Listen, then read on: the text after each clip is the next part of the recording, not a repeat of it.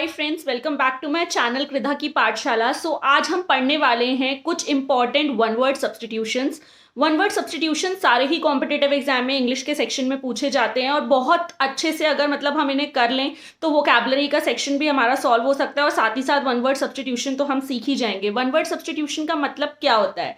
सीधी simple सी भाषा में बोलें तो जो चीज़ बोलने के लिए हमें पूरा सेंटेंस ना बोलकर सिर्फ एक वर्ड में हम अपना मीनिंग एक्सप्रेस कर दें तो उसको वन वर्ड सब्स्टिट्यूशन बोलते हैं। उस पूरे सेंटेंस की जगह पे हम एक वर्ड यूज कर देंगे तो वो वर्ड सब्स्टिट्यूशन बन जाएगा उस पूरे सेंटेंस का, राइट। आज हम कुछ इसी तरीके के वन वर्ड सब्स्टिट्यूशंस पढ़ने वाले हैं जो कि आपके एग्जाम में आपको बहुत ज्यादा हेल्प कर सकता है, प्लस आपकी इंग्लिश इंप्रूव करने में भी हेल्प करेगा, स्पोकन इंग्लिश में भी हेल्प करेगा। क्योंकि जब भी हम स्पोकन इंग्लिश में वर्ड्स की कमी हो जाती है तो हम ढंग से अपनी बात नहीं कह पाते, और जब भी हमें अपनी पर्सनालिटी को एनहांस करना होता है या अपनी अच्छी गुड स्पोकन स्किल्स को दिखाना होता है, सो उस सिनेरियो में हमें अच्छे वर्ड्स यूज करना जरूरी है। अब आप कोई एक पूरा सेंटेंस बोल रहे हो, उसकी जगह पे आप एक वर्ड सब्स्टिट्यूशन में बोल रहे हो जो कि बहुत ही ज्यादा अट्रैक्टिव है प्लस मीनिंगफुल है और आपकी बात को स्पष्ट वे में कह भी जाता है, तो कितना ज्यादा अच्छा होता है। लाइक इंटरव्यूज वगैरह में ये चीजें हेल्प करती हैं, प्लस इंप्रेशंस में ये चीजें हेल्प करती हैं। आज हम कुछ ऐसे ही वन वर्ड सब्स्टिट्यूशंस पढ़ेंगे।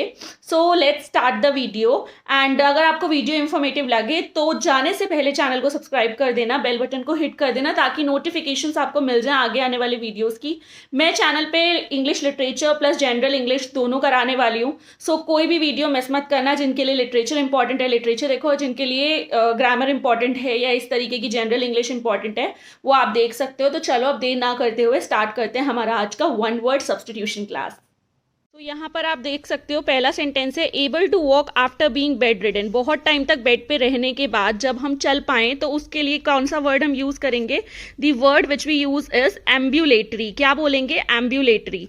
Abnormal growth in some parts of the body. हमारी बॉडी में कुछ एबनॉर्मल ग्रोथ हो। एबनॉर्मल ग्रोथ मतलब नॉर्मली जो ग्रोथ होती है उसके अलावा कुछ और ग्रो करने लग जाए तो उसके लिए आप क्या वर्ड यूज करोगे? ट्यूमर। ये वर्ड बहुत बार हम बहुत सारे लोगों ने सुना भी है। Then abnormally high blood pressure. Blood pressure जब बहुत ज्यादा हाई हो जाए तो उसको क्या बोलते हैं? Hyper tension. ये सब आप नोट कर सकते हो, बाकी मैं इंस्टाग्राम पेज पर भी दे दूंगी, आप वहां से भी ले सकते हो। एबनॉर्मली हाई ब्लड प्रेशर को बोलते हैं hyper tension. Normal blood pressure होता है 120/80, ऊपर वाला 120 एंड देन 80, और अगर इससे ज्यादा बढ़ जाए तो उसे हाइपरटेंशन बोला जाता है।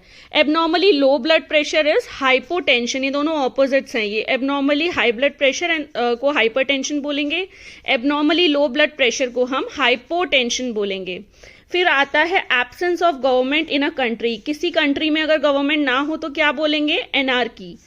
एब्सेंस ऑफ वेराइटी, कहीं पर वेराइटी ना हो तो उसे क्या बोला जाएगा? मोनोटोनी या monotony. A special, A special को क्या बोलोगे? Prerogative.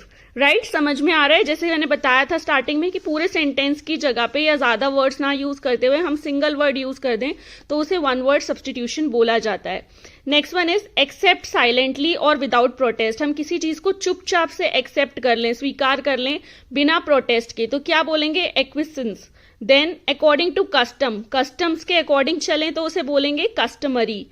According to the sequence of time, time के सीक्वेंस को फॉलो करते हुए चलें तो क्या बोलेंगे? क्रोनोलॉजिकल। ये वर्ड लिटरेचर वालों को बहुत अच्छे से पता होगा।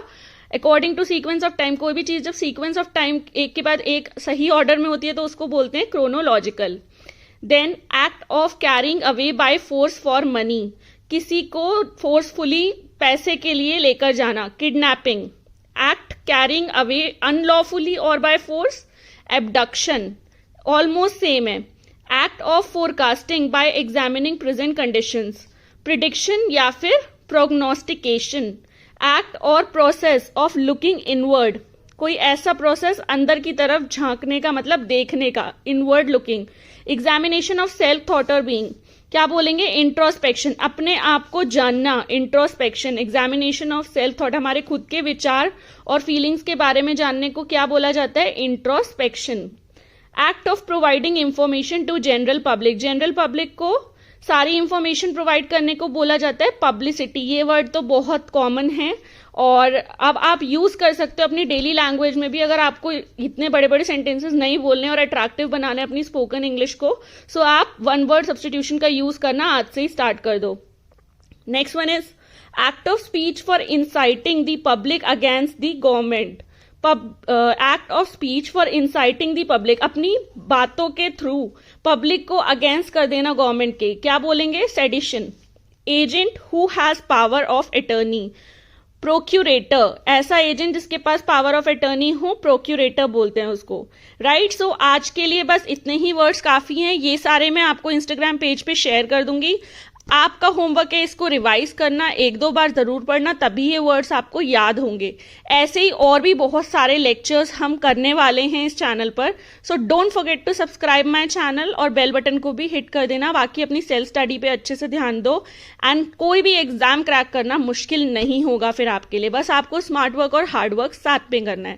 Thank you for watching, bye bye, take care, see you soon.